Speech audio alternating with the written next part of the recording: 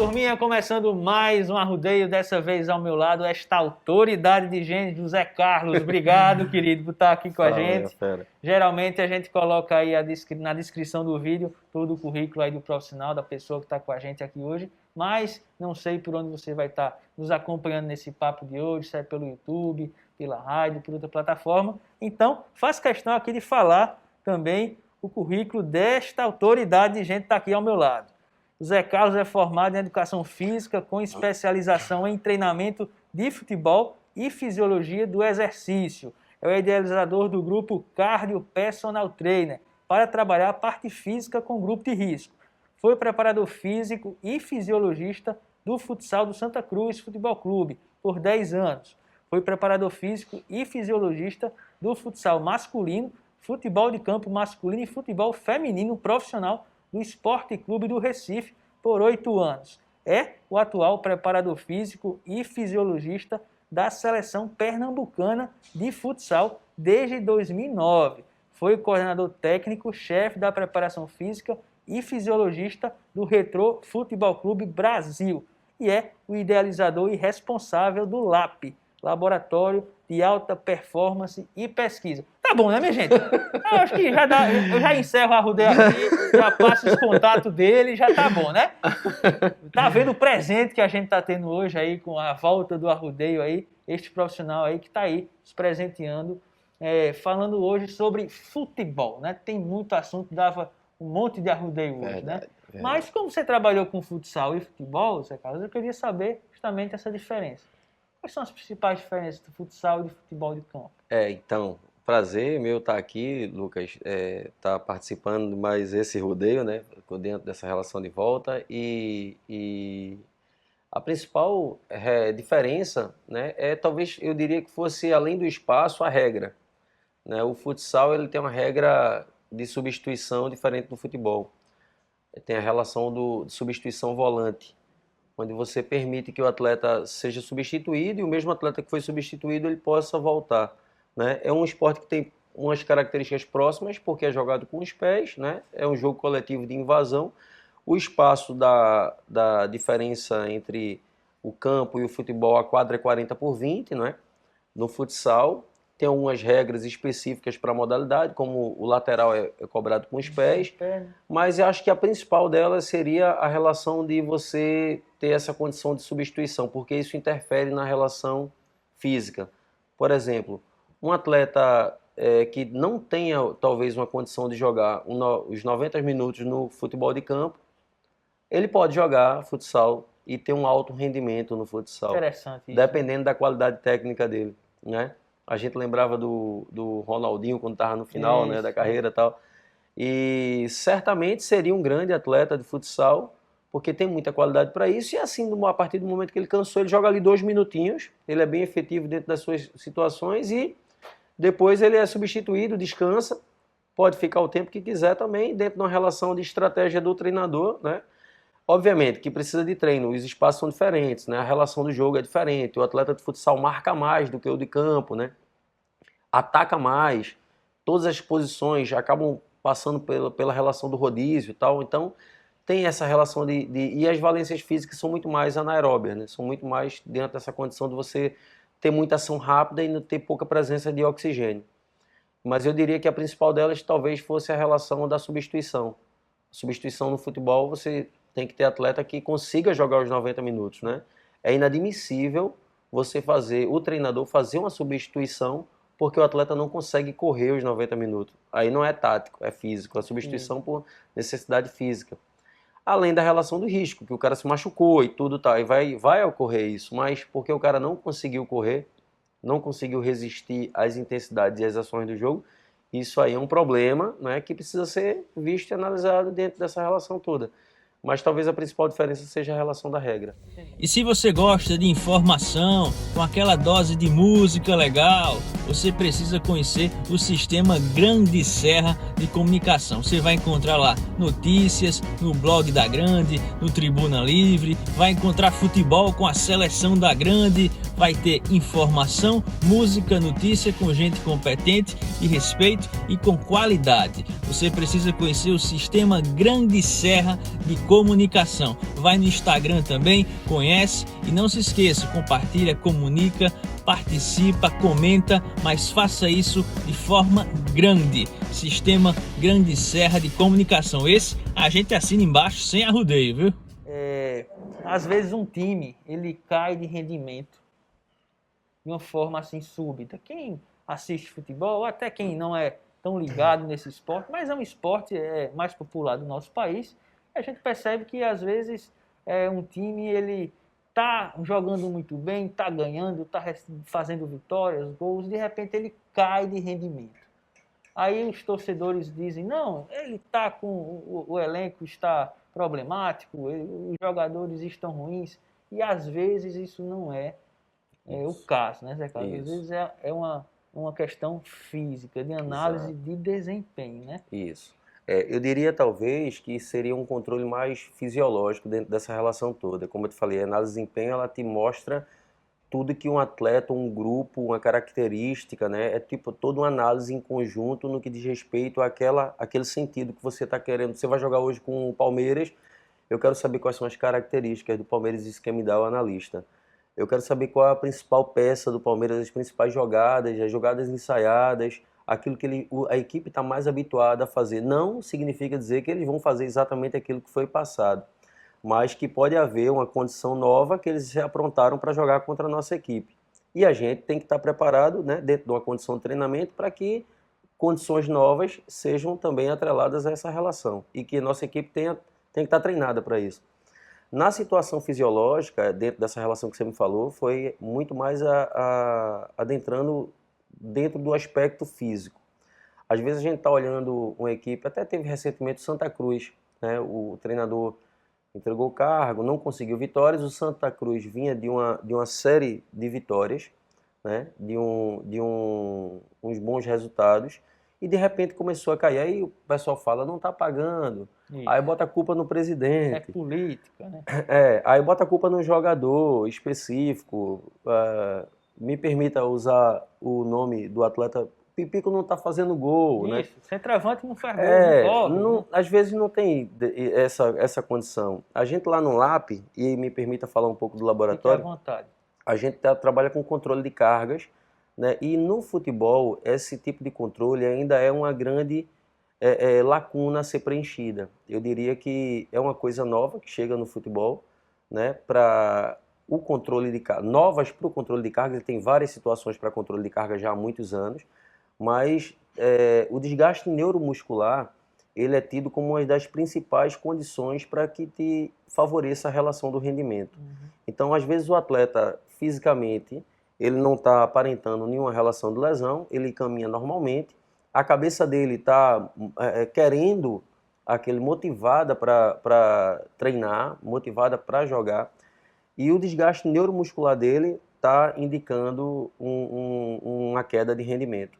Hoje a gente utiliza, hoje não, um tempo já se utiliza a creatina quinase, que é o famoso CK, né, que, ao meu ponto de vista, não é tão fidedigno dentro dessa relação para controlar atleta de tirar do treino ou botar no treino, ou tirar de jogo.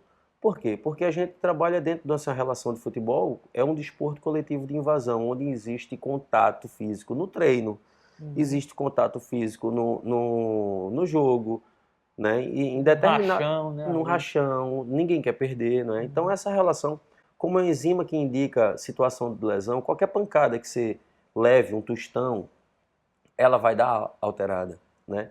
Então dentro dessa relação já não me indica uma condição de eu poder tirar aquele determinado atleta dali ou não.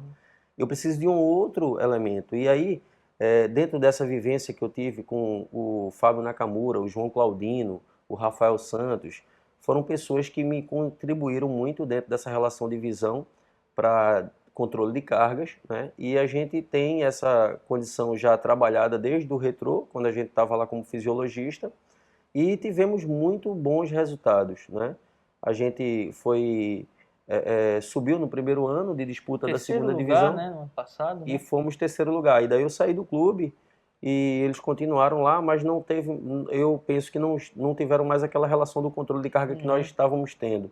Até porque quando na época o Fábio Nakamura havia saído diante da condição da pandemia, tudo tal, de outras situações, e eu não sei como anda mais as situações por lá. Mas tivemos bons resultados, né? Conseguimos boas situações de inclusive, desempenho físico. Veja como isso é importante, né? E aí, voltando para o Santa Cruz, para não perder a linha, me perdoe, a gente entende que quando se falta estrutura e conhecimento para atuar dentro daquela relação, você não tem como controlar. Você só tem como controlar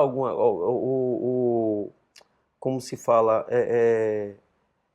selecionar situações, dizer, ó, tá crescendo, tá caindo. Só tem como identificar se você controla ou se você mensura. Né? Então, como é que você vai dizer, ó, tá aumentando, tá melhorando? Não tem como dizer isso, se você não tem como mensurar. Então, o desgaste neuromuscular, ele te dá essa relação. Né? Ele se diz se o atleta está cansado, mesmo o atleta dizendo que não está. Né? Houve um episódio com um atleta que eu por situações éticas, eu prefiro não falar o nome, mas a gente havia falado para ele não treinar, e o atleta treinou, houve uma certa desobediência, o atleta treinou e houve lesão grau 3. E a gente tinha um jogo domingo, esse atleta ficou 40 dias afastado. Vai mais de 2 meses. Ou seja, nenhum clube quer isso, né? A gente quer poupar o atleta porque o clube está investindo para o cara render para você, né? Então essa relação, às vezes, quando não se tem isso, e quando você tem uma situação de investimento dentro dessa relação e essas informações não são levadas a sério ou não são tidas como informações precisas, é mesmo que não tenha. Se você negligencia uma informação importante, é mesmo que você não tenha. É verdade. Zé Carlos, o atleta brasileiro, né, o futebol brasileiro, ele sofre com preparação física, assim, nós estamos atrasados em relação ao resto do mundo. Assim, o resto do mundo é muito lugar, né? Mas assim, em relação às principais ligas, né, Liga Europeia ali, e o atleta brasileiro, o jogador brasileiro, ele é cultural isso, ele corre pouco, ou ele corre errado. Porque às vezes eu percebo que chega um treinador estrangeiro aqui, querendo implantar um estilo diferente de jogo, e o jogador brasileiro parece que está arraigado ainda a nossa cultura de futebol, né? Um futebol mais cadenciado, aquele futebol ali dos anos 70, de Pelé, de Garrincha, daquela coisa toda. E parece que, será que é cultural? Será que a gente está tentando reaprender a jogar um futebol que a gente domina muito, mas que está mudando muito também, justamente por essa análise de desempenho? Perfeito. Ó, eu vou dizer um dito popular, né, que a gente entende muito bem. Em terra de cego, quem tem um olho é rei, não é? Então, na época que o futebol era tratado de uma forma nova, era novo para todo mundo, não é? Então, as pessoas identificavam essa relação de treinamento, existia muito Ctrl-C com o Ctrl-V, no que diz respeito a esses comunicações, network, né, que você acaba fazendo. Naquela época, existia de uma forma bem diferente do que existe hoje. Hoje tem o YouTube, hoje tem internet para você ir lá pesquisar o que é que estão fazendo no Borussia Dortmund. Antigamente, né, desculpa interromper, antigamente nas Copas, né, os times se conheciam quando chegavam lá, né, nas Copas do Mundo, né? Mas nas regiões, eles já tinham essa relação, né, de comunicação, de entender como é que estão fazendo, então cada um fazia a sua. Né? Desde o carrinho de mão, desde subir escada, descer escada, né? A gente já viu treino da seleção brasileira, a turma treinando, fazendo carrinho de mão. Né? Um levando o outro nas costas. E depois isso vai evoluindo, as coisas não se tornam mais novas, não são mais, né? E você acaba, vem a ciência, entra dentro a relação toda e você acaba despertando para uma situação melhor. Então, eu diria, e talvez seja uma coisa muito forte diante dessa condição toda que a gente está conversando, é que o futebol brasileiro ele não está atrás de ninguém. A gente ainda tem as melhores peças, né?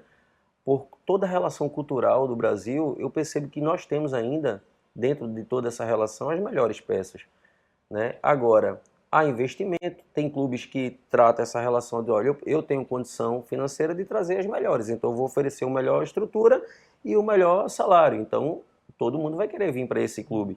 Né? Então essa é muita relação.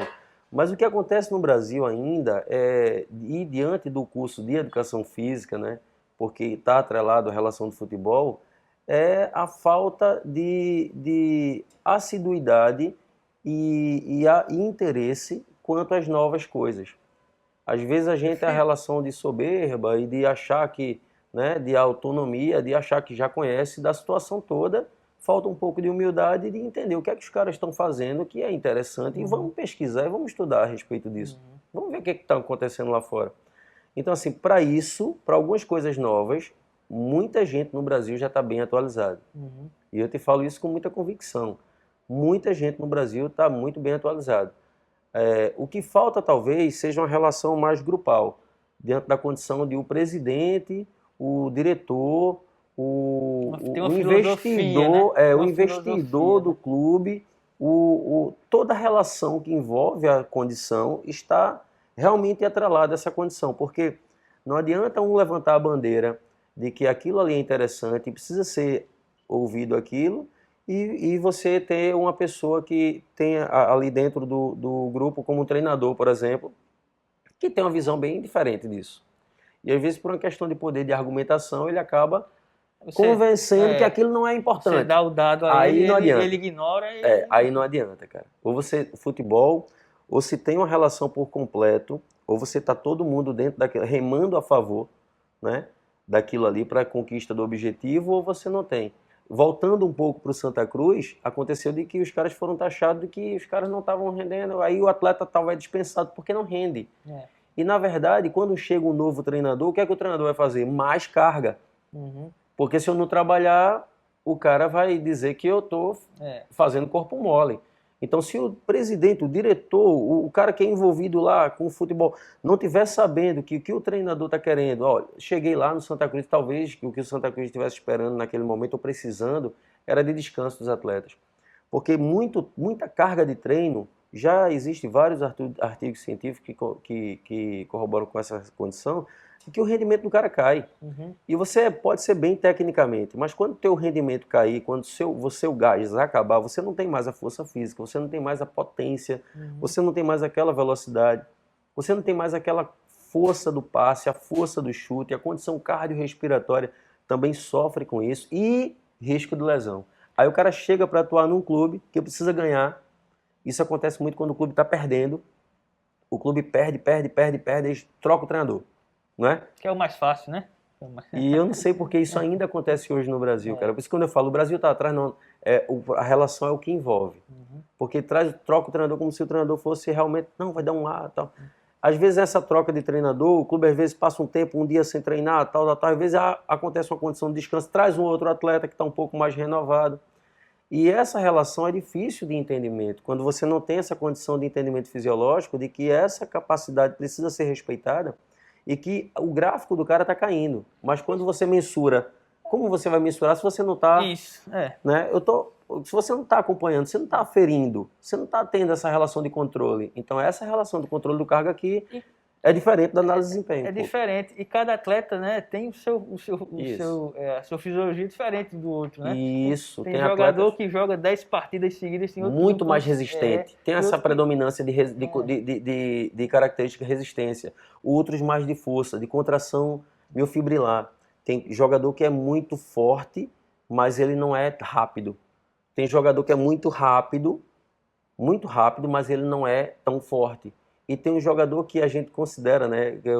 Tem um amigo no esporte, que é o fisiologista lá, o Hinaldo Freire, que ele sempre fala, o cão chupando manga. E você que é gremista, não só do Rio Grande do Sul, mas espalhado por esse Brasil e mundo afora, chegou a página para você ficar por dentro das notícias do Grêmio no Instagram, @Grêmio News 1903 _. Tem lá a escalação pré-jogo, notícias, novidades. Ficar por dentro aí do tricolor gaúcho. Acessa lá, o administrador é gente fina, então você vai ficar por dentro antes, durante e depois das partidas, comenta, divulga um canal pra gente que é gremista discutir, debater aí sobre o nosso imortal tricolor.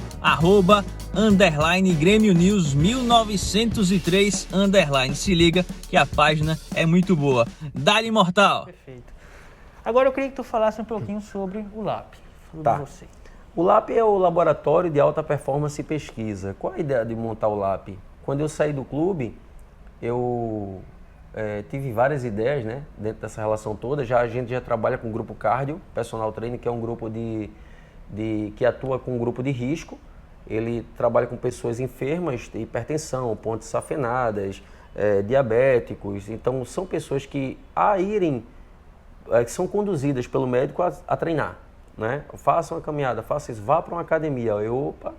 Eu dou uma freada dentro dessa relação, porque às vezes quem está lá não está muito preparado para trabalhar com um certo grupo de risco. Ou seja, você chega um hipertenso na academia, você faz avaliação física, naturalmente, hoje já pode existir academias que têm essa relação que eu não conheço ainda, mas as que eu conheço não fazem essa condição, faz avaliação física, monitora, identifica que você tem um problema, pede uma autorização médica e vai estar liberado para treinar, não é assim? Que a gente normalmente conhece. Então, e essa pessoa, ela precisa de uma condição muito mais específica. Ela precisa de um controle de carga, ela precisa de um monitoramento da pressão arterial diariamente, né? Então, no grupo cardio, a gente conseguiu montar essa relação, tem essa situação de monitoramento da pressão arterial, isso de forma diária, né? A frequência cardíaca monitorada, diante da condição da intensidade do treinamento, além do planejamento. Está tudo monitorado, né? Não é só o planejamento. E a gente, com essa relação de relatório, que a gente entende como análise de desempenho, que é uma análise de desempenho, né? Mas é uma coisa muito mais ampla, né? Isso. E você tem essa relação de relatório diário, você tem como acompanhar aquilo. Você só tem como identificar se você está melhorando ou piorando, se você mensura ou se você avalia, né? Então, dentro dessa relação de estar colocando sempre no relatório, a gente identifica várias situações. Hipertensos que diminuíram medicamentos por conta do efeito crônico do exercício, né, que acaba tendo a mesma relação que o medicamento faz no teu sistema endócrino, e a relação da glicose, e a situação do aumento do desempenho físico, né, dentre outros fatores. Perfeito. Queria agradecer aqui José Carlos por estar aqui com a gente. Sim. A gente tinha esquecido de falar do LAP. Foi. Assim como do grupo cardio, né, o LAP ele tem essa relação de controlar cargas de atleta de alto rendimento, né, e potencializá-los dentro da relação do teu objetivo. Então, se a ideia do atleta é aumentar o objetivo da força, da resistência, da potência, a gente entende onde ele está, mensura, alguns testes que a gente desenvolve para essa relação, para mensurá-los onde eles estão, e alguns artifícios que a gente utiliza tanto para o monitoramento de carga, assim como para o desempenho do atleta, né? A ideia do LAP é trazer o atleta para o mais índice, a sua melhor performance, assim como pegar esses relatórios e transformá-los em artigos científicos, né? E como também dentro dessa área de pesquisa, ainda adentrando a isso, de elaboração e produção de equipamentos. A gente está junto com alguns amigos que têm influência na relação de estudos científicos, e estamos nessa curiosidade de pegar equipamentos que são caríssimos, né, para a nossa relação, e tentar simplificá-los um pouco mais dentro da condição de acessibilidade. Já pensando numa relação clubista, que talvez para investir em determinado equipamento fosse muito caro, e a gente, dentro dessa condição de ciência, desenvolver determinado equipamento que seria importante para a gente estar controlando cargas. Como é que a gente te encontra, Zé Carlos? Redes sociais, contato profissional? Tá, no LAP é o @LAP Laboratório, LAPP Laboratório, né, o Instagram. O meu particular é o josecarlos.treino, e pelo telefone, né? O telefone eu só uso um para tudo. É o 981, né? 99920-0983. Tá perfeito. Todas essas informações estão passando aqui embaixo, também está aqui na descrição do vídeo. Se você ficou interessado, quer conversar, quer saber, também quer entender um pouco, quer treinar também dessa forma, de mais cuidado, entra aí em contato com o Zé Carlos. Querido, obrigado, viu? Fera. Muito obrigado aí. Eu que agradeço, Estamos voltando a fazer os arrudeios aí depois dessa época de pandemia, e agradecer a Zé Carlos por ter disponibilidade do seu tempo aí. Eu que agradeço. Para estar aqui com a gente, foi muito bom. Obrigado, viu, querido? Muito obrigado, eu que agradeço, e sempre que quiser a gente tá aí de pé e feliz para comentar a respeito dessa situação. Maravilha. Beleza? Pessoal, até mais. Esse foi o nosso arrudeio de hoje. Deus abençoe. Até mais. Valeu, tchau, tchau.